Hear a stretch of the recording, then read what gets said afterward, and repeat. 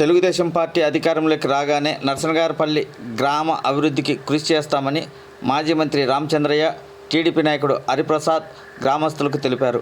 కడప జిల్లా ఒంటిమిట్ట మండలంలోని నర్సనగారపల్లి గ్రామంలో మండల అధ్యక్షుడు గజ్జెల నరసింహారెడ్డి ఆధ్వర్యంలో ఎన్నికల ప్రచారం నిర్వహించారు. ఈ సందర్భంగా వారు మాట్లాడుతూ, రాష్ట్రం బాగుండాలంటే ఇప్పుడున్న పరిస్థితుల్లో చంద్రబాబు నాయుడు ముఖ్యమంత్రి కావాల్సిన అవసరం ఉంది కాబట్టి ప్రజలందరూ కూటమి అభ్యర్థులను గెలిపించాలని ప్రజలను కోరారు.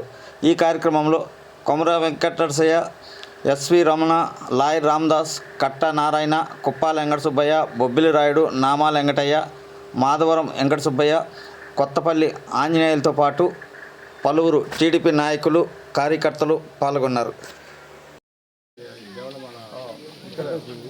వాళ్ళు కట్టేసుకున్నారు, రాలే వాళ్ళు కట్టేసుకున్నారు. ఊళ్ళో పిల్లలంతా యూత్ అంతా కలిసి 50 లక్షలు వేసి కట్టేసుకున్నారు. బాగా వచ్చింది.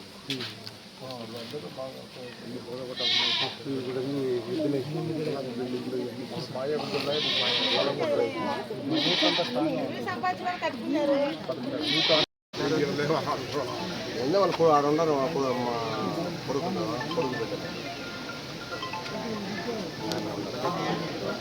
నమస్తే అప్పలో నాకేందుకు హైదరాబాద్